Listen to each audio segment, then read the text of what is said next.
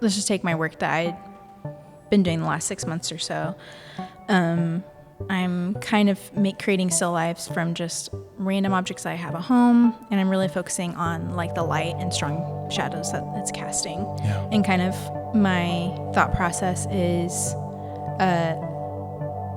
kind of the whole just world of experience and life that we experience in a very small square footage of our little tiny homes that are, no matter what size home you live in, it's limited, and we tread the same pathways in our house over and over again. We pick up the same objects. I use my dining table for so many things. It's my little office space. I paint there, obviously eat there, talk to people there, talk to my husband there. So kind of examining like how God is in those spaces and how they don't matter, but they matter. Right. Like they're mundane, but they're also sacred. Yeah. And so I think that kind of definitely subconsciously at first, but I'm definitely learning to kind of understand it and articulate it better. My friend Abigail Rainey is an interdisciplinary artist and art educator from May, Texas, currently based in Denton, Texas. She received her Bachelor of Fine Arts in Art Education in 2020 and her Master's of Fine Art in Visual Arts from Texas Women's University in 2025. In this conversation, we talk about her relationship with place, home, and her art, and how that relates to her faith in God. Okay. Well, thanks for joining me, Abby. Yeah, absolutely. And if you don't mind introducing yourself briefly, what you're doing now, where you come from. Yeah, for sure. My name's Abby Rainey. I'm an artist, an illustrator, and an art professor now. I've been making art since I was a kid. My work is really informed by my upbringing. I moved a lot as a kid. And I also had grandparents I was really close to who lived in a very tiny, minuscule town in the country. So a lot of my work... Sorry, it's going to take a sec to warm up. Yeah, that's good. So a lot of my work has a sense of kind of seeking out what is home, what about home is meaningful, objects of home, objects of kind of inheritance, and things like that. So yeah, very cool. Yeah. Well, I was curious because we met here at church. This is Christ Community Church in Denton, where we're at now, and I finished my PhD in music, and I have always been bashful, I think is a good word, about my faith in my work and in art. And I'm just curious how you became a Christian and how that informs your creativity. Was there kind of like a before after, like Christian first, and I followed Jesus first and then became an artist, or like kind of simultaneously? What did that look like for you? I've never really thought of it in chronological order like that. I guess simultaneously. I think I've just always felt like an artist, even though I wouldn't have said that or like used that word as a kid. But I was raised in a Christian home, and my parents, they both really talked about Jesus as a relationship, as somebody that you know. And so I met Jesus as a very young person, like literally, a 2-year-old was the first time that I could probably, if I dug back, like remember hearing about Jesus or hearing Bible stories or things like that.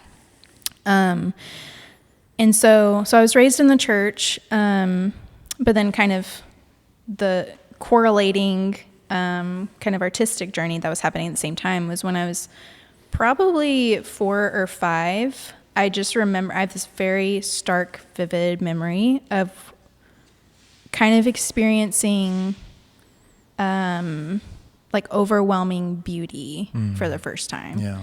I was like sitting in my dad's little home office, and I was looking up at this little window that was like close to the ceiling, and I could see like sunlight filtering through leaves, and they were kind of like slowly moving and shifting, kind of creating these little undulating windows, almost like a stained glass effect. Yeah.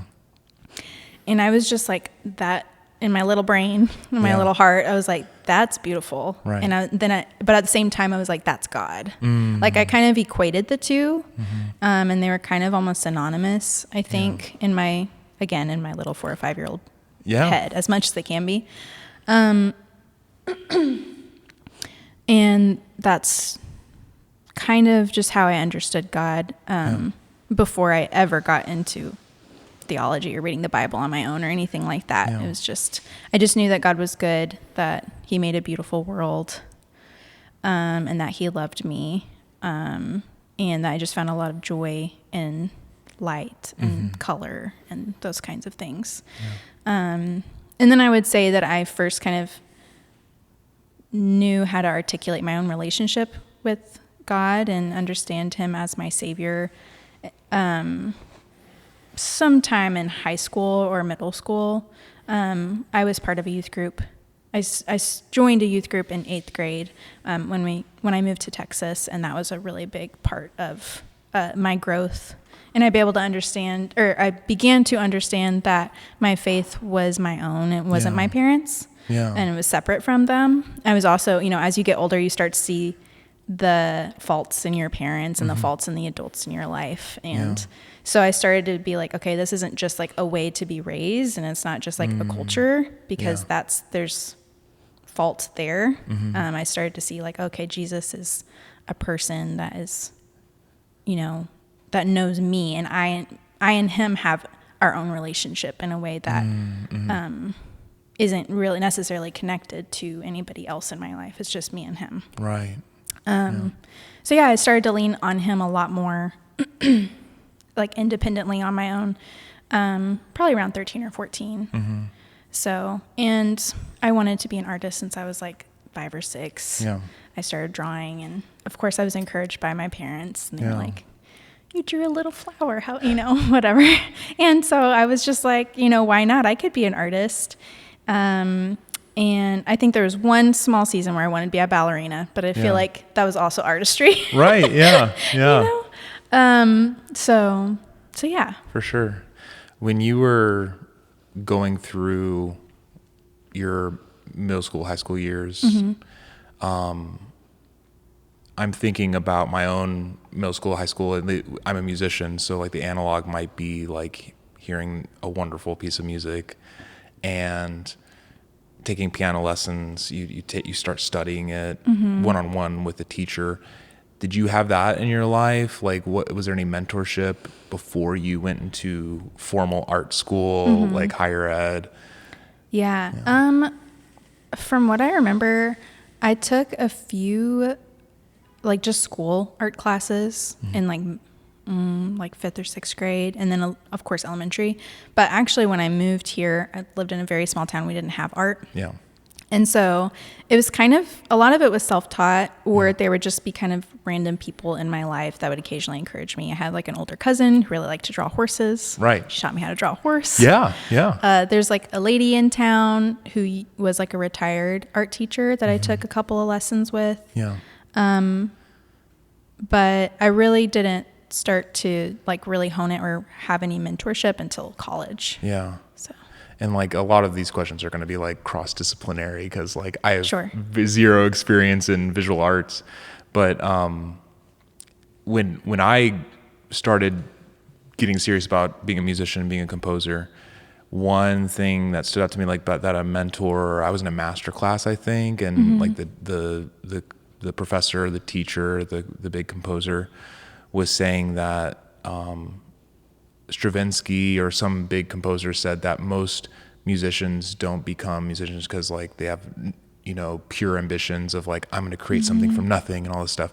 Most of them do it from a place of envy, which I found pretty interesting, that like you see someone else's work and you're like, that should have been me. Yeah. Like I should have done that. Yeah. I could have done that. Like I want to do that. I want to copy that, so like, I don't know if you can resonate with that. Like, were there any big works that like were that for you as you learned more, you're like, oh, there's a deeper, the rabbit hole goes really deep, I'm laughing because I wasn't really exposed to any conceptual work until not even undergrad, really. It was closer to getting kind of between my undergrad and master's. So for a long time, like the works were like picture books. Yeah.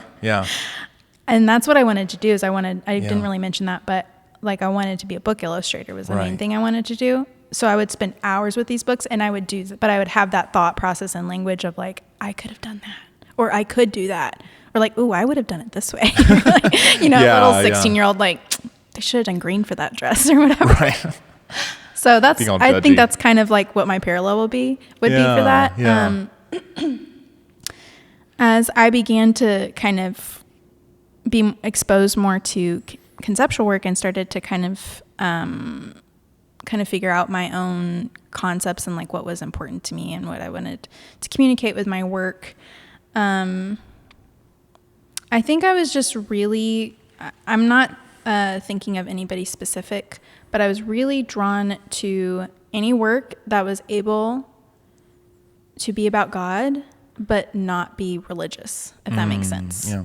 So it's like in art history, like where we study iconography and very on the nose Christian work. And then contemporary Christian work, we see a lot of very on the nose, Hobby Lobby, beige cross, angels, kind of, which Absolutely. Like there's definitely a place for that. Like symbology. There's a taste for that for sure. Yeah. And there's definitely, there's motifs, iconography, symbology that are totally appropriate and meaningful. But I was interested in, a handful of people that I were able to find who engaged in like more of like a personal spirituality with God and like how to communicate that.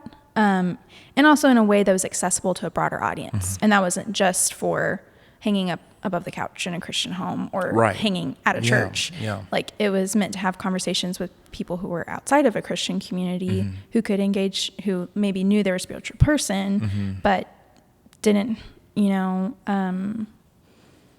share the same background or didn't share the same, understanding of like who God is necessarily. Yeah. So there are people who were doing that I would find every once in a while.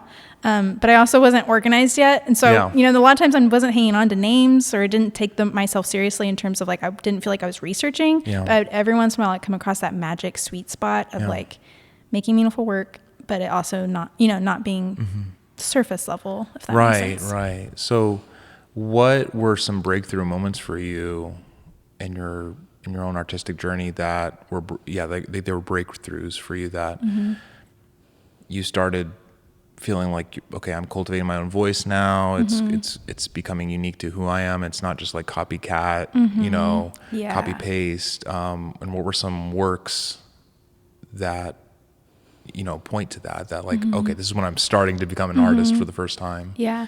I got a cough. Sorry. Yeah, you're good. I may drink some water actually. Yeah, for sure. Because for me, it was, just being an undergrad, like, I don't know, someone saying like, you're good at this in general, like, and then writing a work that was like kind of affirmed, but then like, and then it was until I was finishing up my bachelor's that like I was writing pieces of music that were, I want to put my stamp on this. Like there's like a certain moment that like, this is like an original work by Jacob Thiede that I want the whole world to know. Yeah. And it's like Opus 1, for example, like, what was that for you? Yeah. That was probably my second semester of grad school. Okay. My first semester was a little wobbly. Yeah. It was like from a really small town. I moved to what felt like the big city for me, which is Denton. Right. So it's pretty big. It's a big metropolitan area. The fourth it's definitely biggest. Growing. Yeah. And we're so close to Dallas-Fort Worth. Yeah. So super saturated in arts of all kinds, but the first time I was saturated in like artists who, it was like all they were doing was conceptual research. Yeah. And I was from a background of like in undergrad, you do like your still life studies, and then it's like you do some personal work, but like it didn't, really go much further. Wow. And I was in a small town. So for sure. There's like, we have our one art gallery and things. So, Right. So I was really wobbly that first semester because I was like, whoa, like I guess I need to figure out who I am. Yeah. And like what work, what's important to me. And I really had to kind of dig deep because you just don't survive if you don't have a good idea. Yeah. And it's not just not having a good idea. It's like being able to execute it and like defend it. Right. And so the first semester was just kind of a bunch of random work. Yeah. That I was like, ceramics are cool. Try that. Right. Yeah. Not for me. I greatly admire ceramicists. Not for me. Yeah. You know, things like that. And then spring semester, I was like, okay, I just had been doing a lot of journaling throughout the semester and a lot of just kind of taking it all in, what other people were doing, but also thinking about like, okay, I want to be true to who I deeply am. And that's God's own. I'm God's beloved first before anything else. And then I'm an artist. And like, how do I communicate that? But on the other hand, I was starting to make friends and get to know all of these people who didn't know God and who I very much wanted to share the hope and the love that I've experienced in Christ with. But also, like, I valued, you know, their experiences and I valued their friendship. And I didn't want to do what I've observed before, which is where people kind of just like, you know, hit people over the head with the Bible and call it a day. Sure. Yeah. And so I think that really helped me start to kind of focus in on like, okay, how do I communicate the truth of my own experiences, but in a loving, gentle, hospitable, accessible way. And so I started making work, you know, about myself because it was like, that's my testimony. That's what I can share. And that's, you know, I think that sharing about your own experience, there's always going to be something relatable to somebody else. Like as soon as you're a little bit vulnerable, it connects to other people like instantly. And so I started making work about my relationship with my mom. I started making work about growing up, moving a lot and kind of having questions about home and kind of literal inheritance. So like inheritance of like objects and like my grandparents like have their house and their land and things like that, but also inheritance of like behavioral patterns, kind of spiritual struggles or questions. And so materially at the time I was working in kind of an illustrative style, but in an installation context, I guess, or installation mode. So I was kind of painting these figures that were kind of representative of myself, representative of my mom, and then kind of combining them with motifs or symbols. So I used a lot of houses, hence the home. I used bees because my mom grew up the daughter of a beekeeper. I used a lot of like floral motif, got a little bit into floral language, but I was kind of combining them in kind of these iconographic compositions. So it would be like the figure and then some kind of objects that form a halo. Usually hand gestures were involved. So I felt like I was kind of starting to finally marry like a few things. And that was like my interest in illustration. So I was like, okay, I can do stylized work that goes beyond like a commercial purpose. Like it's, can exist in a conceptual exhibition kind of space.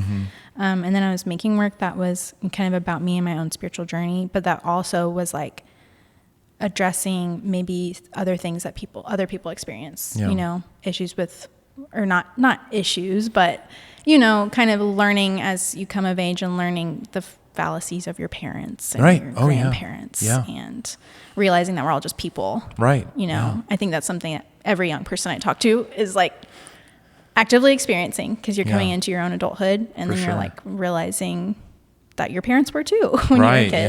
And things like that. So that I've received a lot of affirmation from my peers and they felt the opposite of being hit over the head by a Bible. They were like, this is the first time I've heard somebody talk about God in like what felt like a safe way and a way that I was open to. And that meant the world to me. And I definitely saw God's hand in that. That felt like a miracle and totally like just God working through the work. So that's awesome. Like we're going through the witness practice by practicing the way in our community group. And the first step is trusting a Christian.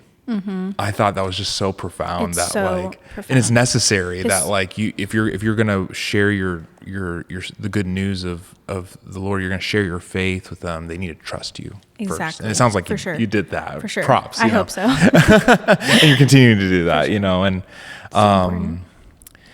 kind of similar, but like you do a lot of different mediums and genres, and use a lot of different materials as well. Two-part question is, what are your top 3 that you just love doing right now? Okay. That like, if you were on an island and you only had those things you would use? And then like the second part is like, looking into the future, what is a genre or medium that you haven't done, whether conceptually or, you know, for commercially or anything? Like, what's a genre that you kind of feel intimidated by, but you want to, you'll probably push yourself to do it eventually. Yeah. So like, what are you comfortable with now? You know, what do you want to think you want to do later? Definitely. Yeah, I definitely explore a lot of mediums. It's a little overwhelming. No, it's sometimes. Cool. It's like, okay. It's like having too many hobbies. Honestly, except that this is only one hobby and I do have other hobbies.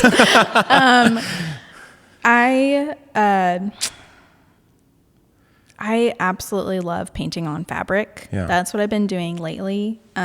Those early kind of figurative works that I was talking about, those were done on raw canvas. And that was like, which is just basically, we hear canvas and we think of like a stretched panel, but it's actually just cotton canvas, like a tarp, like an old-fashioned tarp or a tent would be made. It's just thick, fancy paper, woven. No, I'm just kidding. Kind of, yeah. So if you flip like the canvas that you buy at the store, it's like just raw fabric. Yeah. And so it's different in that it is, you know, you can put a liquid medium on it and then it soaks it in and it's saturated.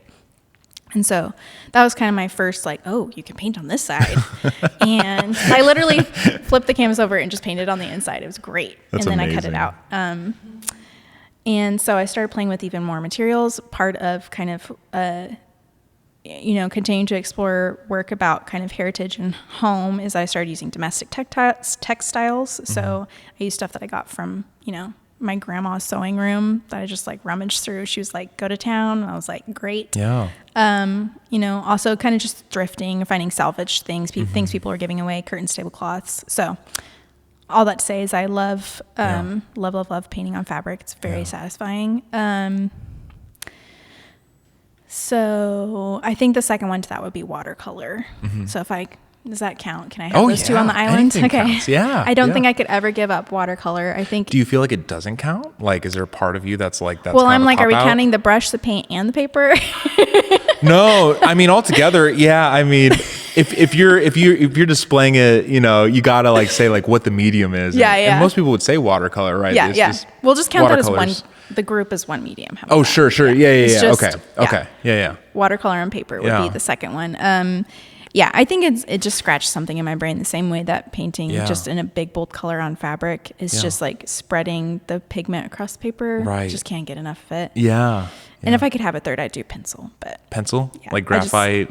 Graphite, color pencil. I usually gravitate back toward graphite. I like that. I work in a lot of like more airy, soft palettes and a lot of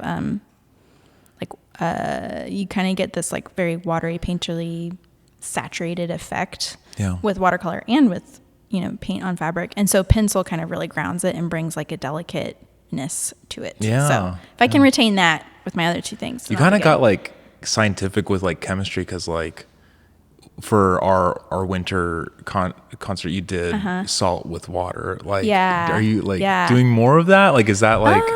Is that fancy? Is that not fancy? Is it just kind of normal? Or? It's kind of normal for watercolor. Yeah. But here and there, I'm enjoying doing things like that with the, I would say I enjoy doing things like that with more meditative personal work. Like if I'm just working in my sketchbook, I really enjoy just making a block of color and throwing in some salt or throwing in some rubbing alcohol. Yeah. It's almost like this like sacred little fun thing that's only for me. Okay, sure. Yeah. Most of the time. We both love Makoto Fujimura, his writing, his works, and like it did. I liked his writings more. I didn't really. I investigated some of his works. They're beautiful. They're probably different in person. I will say they're a different person. And then as I've read like 2 or 3 of his books now, and he writes in all of his books like, hey, it's slow art. and it's like layer over layer, and then mineral over mineral, these material like gold, stone, what have you.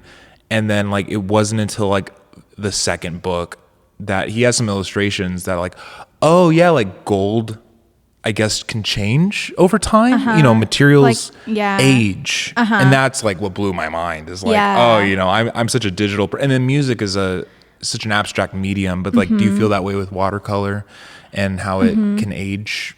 And definitely. I mean, it's definitely like a microcosm of that because it's so much faster, really. But there, like, you do have to wait for it to dry to see the salt take effect. Oh, sure, you know. So it's like, it's definitely like an exercise in kind of being okay with like the unexpected a little bit. Yeah. And I really enjoy teaching watercolor because people are like, oh, my purple's bleeding into my green. Is there like, a lot of just let it happen? Yeah, it's okay. Yeah, because like in computer music, we have a lot of like stochastic elements randomly.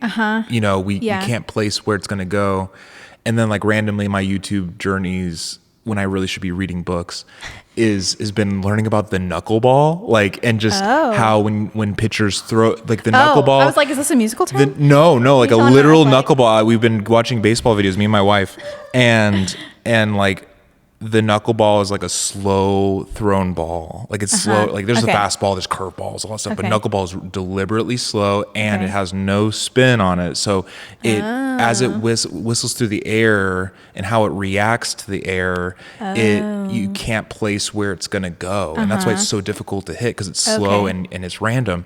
But then in music, we have lots of like perceived random, like there's no such thing as random outcomes. Yeah. And like, this is a tangent. I want to hear about like what you want to venture into, but like kind of sitting on the watercolor where things may happen. Is there a lot of like randomness, like that artists that you're around love to do that, or is it just kind of just you? Yeah. It's definitely a thing in watercolor. It's funny because I kind of go between like watercolor can be very precise. Yeah. So that's why I enjoy using it for illustrating kids' books, because that's just my approach to kids' books, is being very precise, almost like collage, where you're like cutting around an edge. You can kind of do that with watercolor, where you give the color an edge by painting over it, and then it can only stay within those boundaries. Yeah. But other watercolor artists, a lot of landscape and like seascape artists,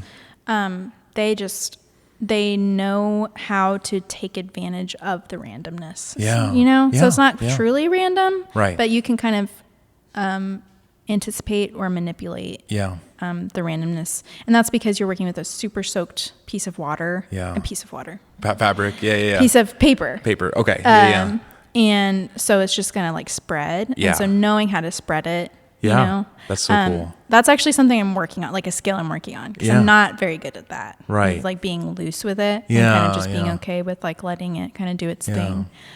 But yeah, I think that there's a lot of artists who like that's like their whole thing is just the process and like letting the unexpected happen and kind of working intuitively. Like Jackson Pollock is probably the famous one that I can think of. Yeah. He's kind of working intuitively. Or Helen Frankenthaler, she did like soak stain painting on large pieces of raw canvas, like what I was talking about earlier. And she would get in with like a bucket and a broom on those giant pieces, or like on her hands and knees with a sponge. And she's just like, maybe she's got one or two elements she's fixated on. So maybe it's yellow. Yeah. And that's like the rules. That's it. Yeah. And so everything else is just like letting yourself kind of be in this raw state of just like, I'm deciding to not decide, you know? Yeah. So yeah, I dabble in that, but usually it's like in my sketchbook. Yeah. And it's not going to ever see the light of day. It's just kind of me in my sketchbook, you know? But yeah. Very cool. In terms of what I want to, that you've like never mediums done I want to before. explore, oil. Oil? Okay. Like traditional classical oil painting. Yeah. But I'm kind of scared to get into it because I think I'm really going to like it.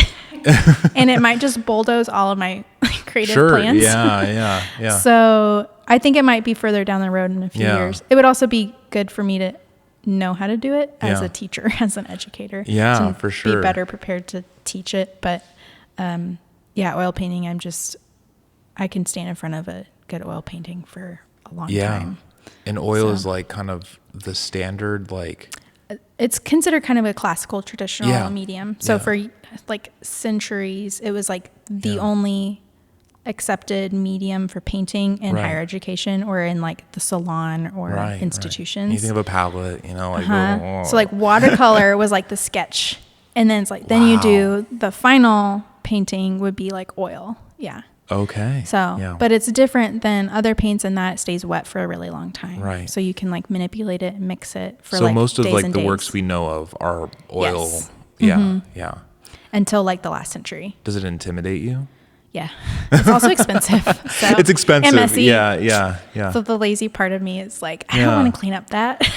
Well, I mean, the reason I asked is like, I finally wrote a string quartet as a composer, and I've been a composer for like 12 years, and I've written marching band. I've written most chamber like solo works. Computer music is really intimidating to people, but like once you get the hang of it, you can figure it out.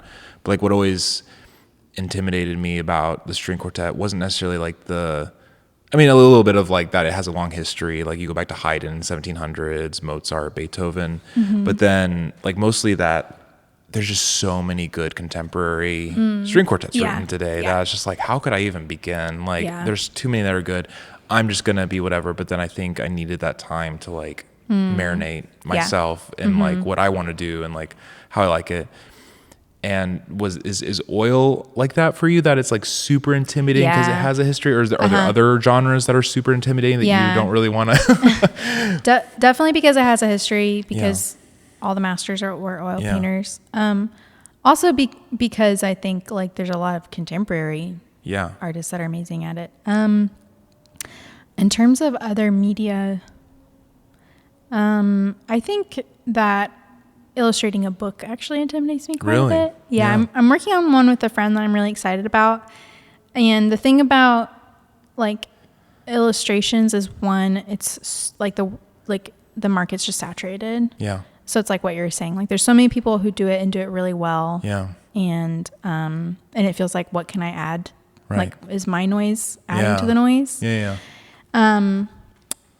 And doing it well is like really difficult because you have to be so consistent from page to page, and you're not only like you're not only like making an artwork, you're also telling a story.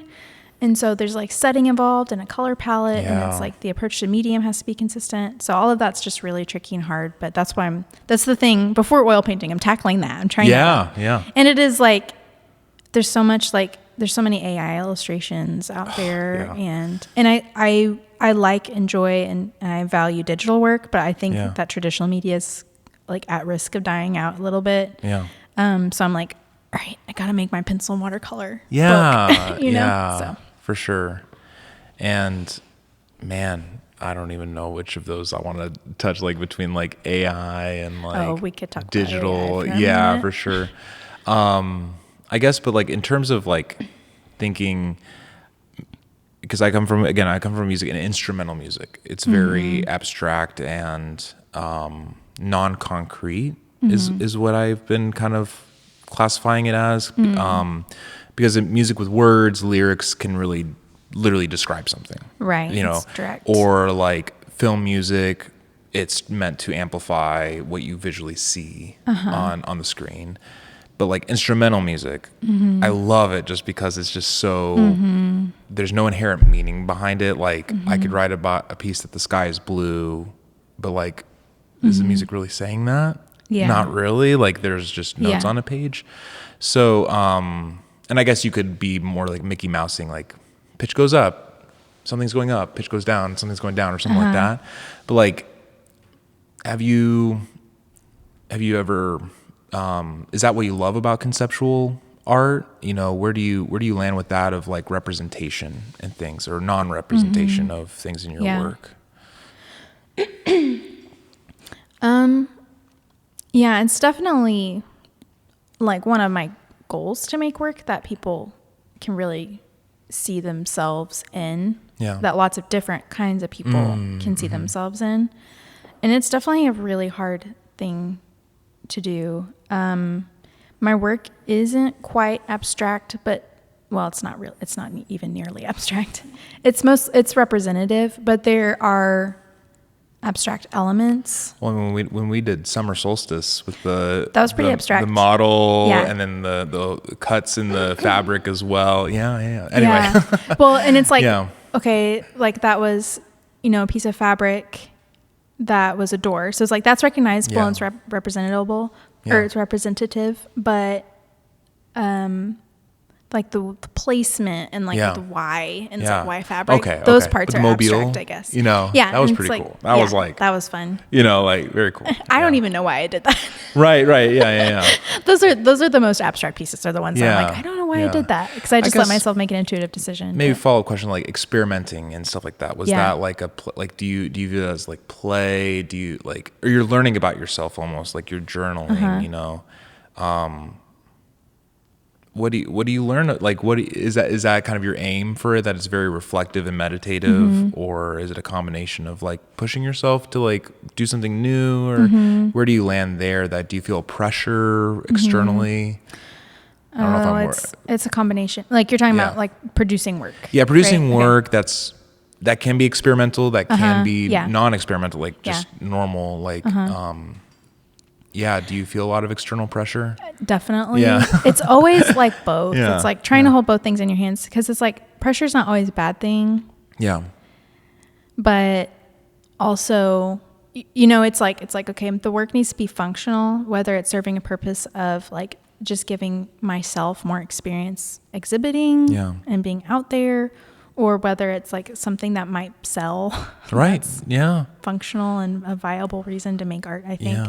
Yeah. But it's also like holding those more functional pieces in your hand while also like trying to honor and be authentic to the art. Yeah, for sure. And like what you feel, is most meaningful for you to try to put out in the world. Yeah.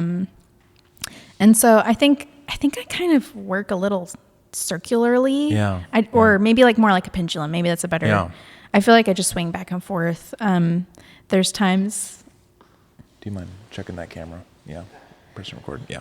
You can keep going. Yeah. Okay.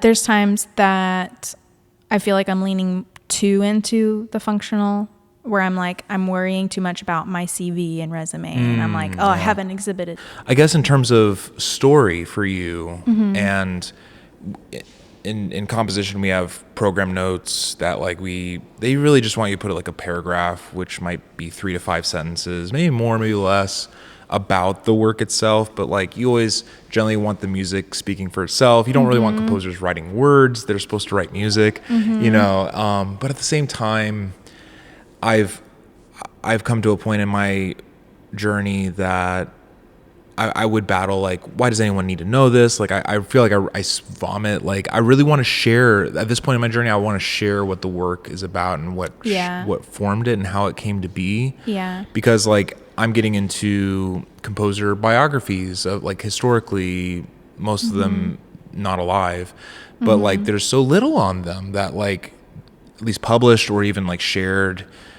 Maybe we have correspondences or letters or emails, but like there's so little about the artists in our lives that we know about historically, that I feel like it's not vain. It's really a wonderful thing to, while you're alive, share it, because you're not going to be here. Your life's a vapor.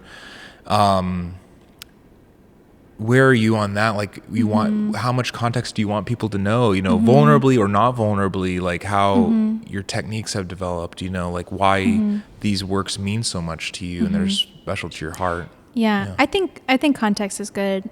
I think that, like, in my program, we just called it like a raw read. Having a raw read is like important in a way. What's a raw read, would you like say? Where you have no answers. Sometimes you don't even have a title. Yeah, wow. And you just look at a piece and just like, and then you give feedback. Okay.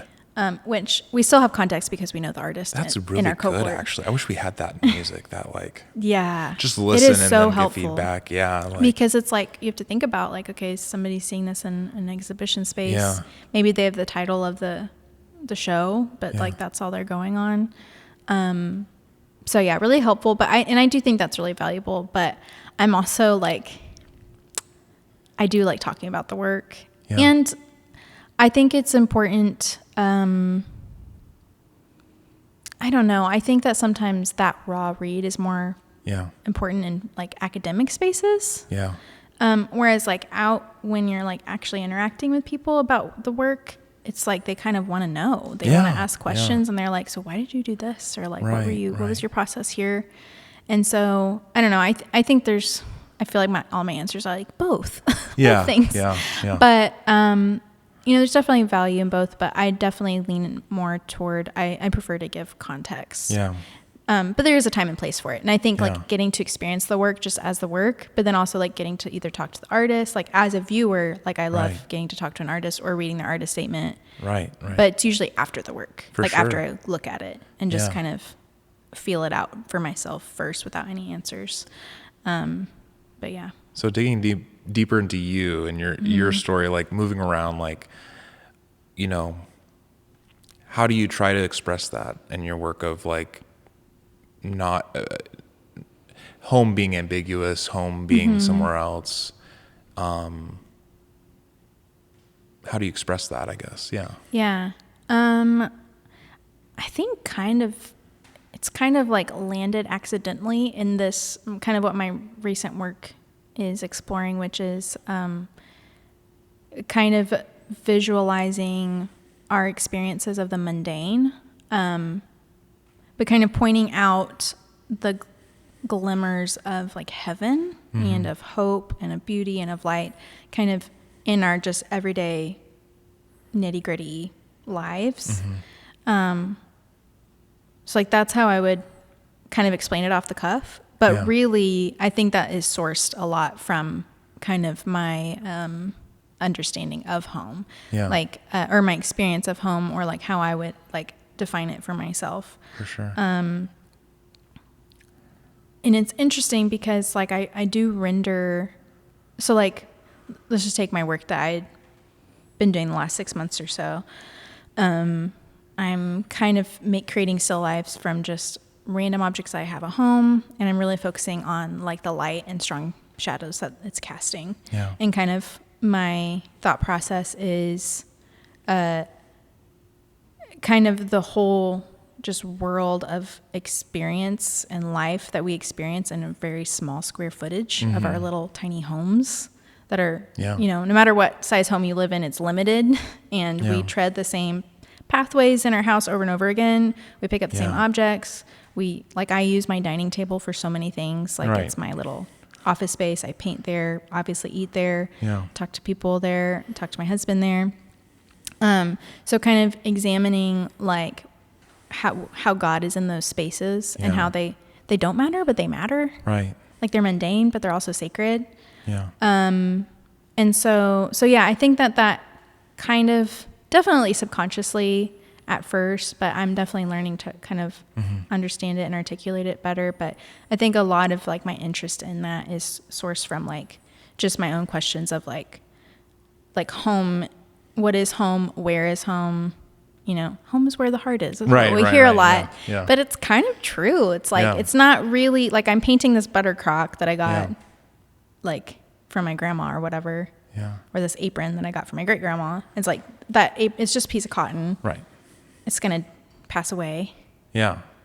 But also like it's representative of like this inheritance of, family. And it's like, those are the things that make a home a home, and not necessarily the space itself. It's like this repetition of using these objects and talking to people in a space, if that makes sense. Yeah, for sure. So.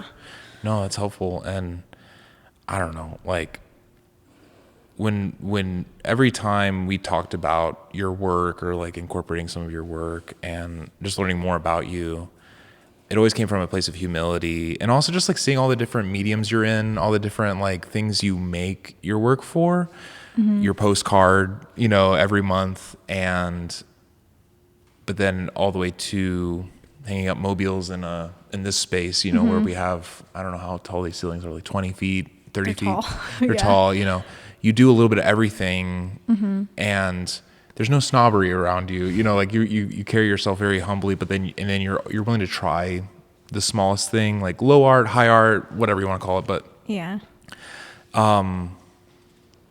do you think about that a lot? Like how doing different kind of work, and especially to support yourself as an artist, like you gotta kind of do a little bit of everything.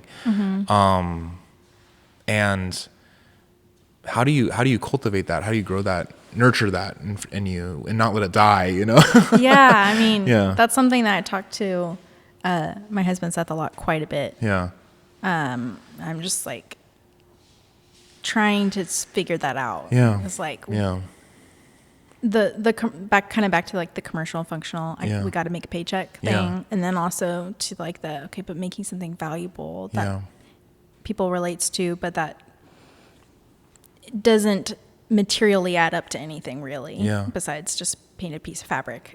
So yeah, it's definitely something that I'm trying to figure out. As far as like just exploring lots of different things, I just have a touch of ADD, I think. Yeah, no, it's cool. I just get kind of bored. But I mean, but also I'm so fascinated by so many different artists. Yeah. And I'm just like, I want to do that. It's like what we were talking about before. Like, I have to watch myself being online because I'm like, I haven't picked up gouache in a while. Like I'll get distracted because I'll see an amazing, gouache artist. And I'm like, I haven't picked up gouache in a while. And then I'll get distracted by what feels like my priorities in my studio. I'm like, okay, for sure. I need to finish this project before I can even dabble in that, you know? Yeah. So I think part of it is just like, I'm just genuinely just interested in like so many different artists, and I just want to try it. Yeah, that's good. Yeah. I don't know if that answered your question. No, well, to follow up, because like I deactivated my Instagram and Facebook just to take a break, but also maybe it's a permanent break. I felt so good, so free. And I didn't really have a lot of traction in terms of like sharing and, but I didn't have a lot of energy to spare to like figure out how to maybe get the algorithms to share it. And the music's also very difficult because it's not visual, and those are kind of visual primary, just accepting as they are that they're primarily visually driven. But I've had a lot of like fun with YouTube because I like how the algorithm and then TikTok too, that those platforms, that the algorithm's a little bit more predictable or fun, or I can accept it because they're total strangers. Whereas Instagram and Facebook, my friends are kind of connected to it. Yeah. So it's kind of this little thing that like a little bit of everyone. So I guess, how do you have a really healthy relationship with all those platforms if you don't think you have one? But like, I'm not sure it's healthy. Yeah. It comes and goes. Yeah. I have like a lot of thoughts about how to make it healthier. Because it's so important to your work. Like you outreach so many people. It's awesome. Yeah. It's good. And it's like, I had a reel that got like 2 million views in January. Yeah. And that definitely, I'm trying to be self-aware. I'm like, am I allowing this to change my perspective? Yeah. Yeah. Or is it just like a fluke that I need to like just let go?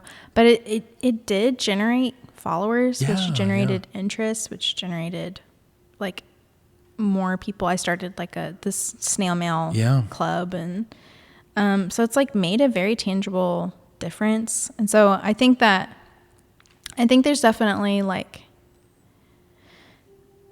I think it is a tool, and I hear people say that a lot, and maybe it's too much of a used word, but and I think a tool can be used for good and bad. And so when I use it like it's a job, I think I do better where I just log in and I do my bit because like I've got goals. Yeah. And I feel good about it. But I also try to like be authentic and honor like who I feel like I really am and what I want to share with people while I'm logged in. Yeah. And then I try to just not consume. But that's the theory, is just like how to not consume. So I really want to start doing this. I've seen a few people do this really successfully, whereas they only log in to Instagram one day a week, and they post like three different posts. Yeah. And then they log out. And so it's like they're working on these things during the week, but they're not on the app and consuming, but it's still doing its purpose, which is like to get more eyes on your work and to also just kind of create genuine engagement and like build community and relationships with people. But it's not like consuming your life. Right. So, for sure. Yeah. I'm going to try that. Yeah. But it's, definitely trying to figure that out. That is nuts. Cause then I really struggled with it still do, like just like everyone, but especially just the permanence or lack thereof of our work. But I wrote this, I'm really happy with it, like kind of like I don't want to say manifesto because that's such, but like an essay. Just a little short essay of just like why compose music, why make anything. And I think, and to me, like I got in my mind, and you probably share it, but like just because I'm a Christian and my God is so big, so strong and so mighty, that somewhere out there is a sort of snapshot of all my work that's preserved because God is so big and so mighty that like he'll remember. Yes. And he'll bring it to mind, and he can spur it that like all of this will burn, all of this will fade into dust one day, or this physical earth. Our works, the sheet music that holds it for me, the minds that might memorize it, and the same thing for you, the minds that might visually remember your work, and then the physical manifestation of that. But I think God is so big that it's preserved and it matters to him, and it's going to exist forever. That there is a permanence to it. Totally, yeah. And so, do you reflect on that? Because man, I can't, because music is such an abstract art form. It technically does not exist. I mean, you can print it out, you can whatever, but art, you're literally making something physical, which is I just respect so much. And where do you land on that? Yeah, I mean, I've definitely had really similar reflections. Like, I don't know if I have like a solid conclusion, but I do remember this specific moment with God, where I was standing out on my grandparents' land, just like kind of looking out over some hills, and I was like, I'm literally not sharing this moment with anyone but God, and just realizing, I'm not even sure I formed a whole thought. It was just like kind of settled over me, just this truth that like any time spent with God, like is in the heart of God just forever. Like it's just like he's just endless capacity. Yeah. And so I don't know, sometimes I get overwhelmed by the thought that I have all these things I want to do and all these things I want to make, and I'm never going to make them all. I'm never going to do them all. Yeah. Not even a fraction, not even a 1%. Yeah. And that 1% is going to disintegrate. Yeah. It's just going to be gone. There's going to be a time, we remember the greats. We remember Da Vinci and Michelangelo. Yeah. But will they in 1,000 years? I don't know. Yeah. Eventually our memories are going to be gone too. But I think what we do and make with God and for God just lives on in his heart and in the new earth. And I think that those things are going to be perfected. I think that the, it's not like there's a formula or a perfect metaphor for this, but I feel like the good things and the bright and beautiful things, like I believe they're going to live on into the new earth and then just be perfected. For sure. So it's like, and all of the things that weren't good, that was part of them, will be gone, and they'll just be, God will redeem all the things. Does that make sense? Absolutely. Yeah, I had a big box of artworks go missing actually a couple years ago. Some of those earlier ones that I was really proud of, that were the figurative pieces. Yeah. And I feel like that kind of just like really helped me settle into like, it's all just temporary, but like it's, if I'm worshiping. Man, how is that? Yeah. Oh yeah, I know, it sucked. Yeah. Really. But like if I'm making that thing and it's just for the moment and me and God, or even if 5 people see it, it's like, that's good, but I've really never thought about that with music, how it's not concrete, right? Like it in some ways, though. I will say this, for sure. We can talk about this maybe. Oh yeah. Not that I'm interviewing you, but I think about this. Yeah. How music lives on in a different way than art. Yeah. In that somebody can read a sheet of music centuries late, centuries later, and essentially make the same sound. Right, exactly. Yeah. So like you can experience something that people centuries ago experienced. Yeah, it's hard to say, because I mean, like, but that's so cool. I'd have and I think that's why the cross-disciplinary relationship is so important, that we take it for granted, or like we just don't have people in our lives to like explore it. So yeah. There was I went to a graduate symposium and performed some of my music there, but then they had papers, so it was like a musicologists, music theory composers submitted their works and whatever. So the paper presentation was on John Cage, who's really big in our world, and his partner was Merce Cunningham, who's a dancer, and but I'm sure he had like a lot of hands in visual arts world. And so John Cage's big thing we know him for 433, which is like the famous silence piece, and like, but then also he wrote other amazing, in cultural terms, crazy works, like As Slow as Possible is another one, where the concept is just what would it sound like if a piece drudged on for years and years and decades, centuries, even, and it's set to end in 2600. There's a church in Germany performing it, and the chord changes every decade, so things like that sort of conceptual thing. That's our world that we live in, and I'm sure you have in analogs and visual and physical art, but John Cage's thing was that it's experiential. That it's all so there is this, if you can visualize like a box of like, on one column is it's all kind of philosophy, abstract versus concrete. So like works working in the pure form, like the Greeks, there's a perfect chair, but it doesn't exist down here. We all have imperfect chairs.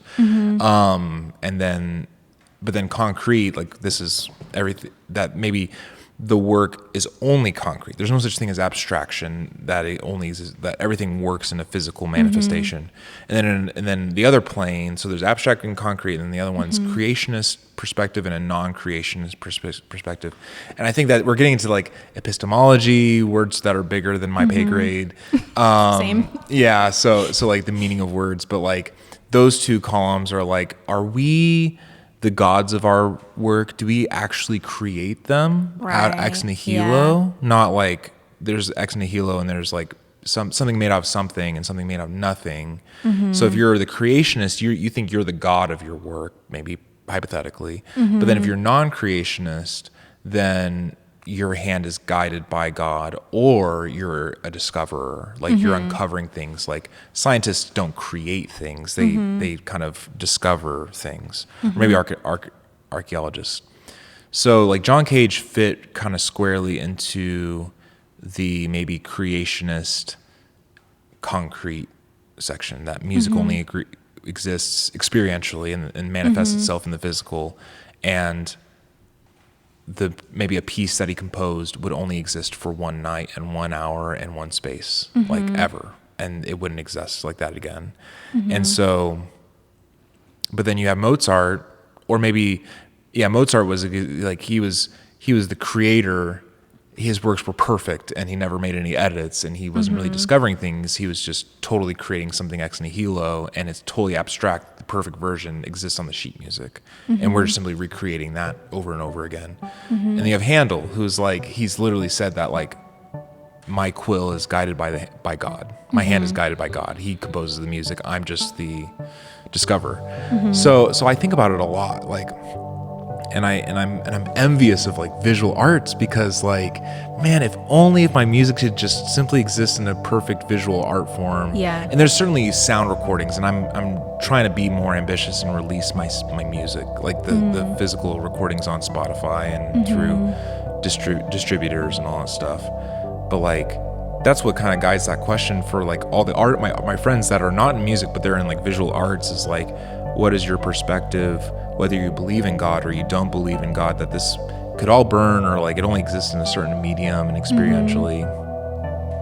I don't know where I'm going with this, but that's the context for the thing. But I'm glad that like you resonate with the idea that somewhere God has it tucked away in his mind, his forever memory, that like all our work is preserved. And I think that's a beautiful place. Maybe we can wrap up.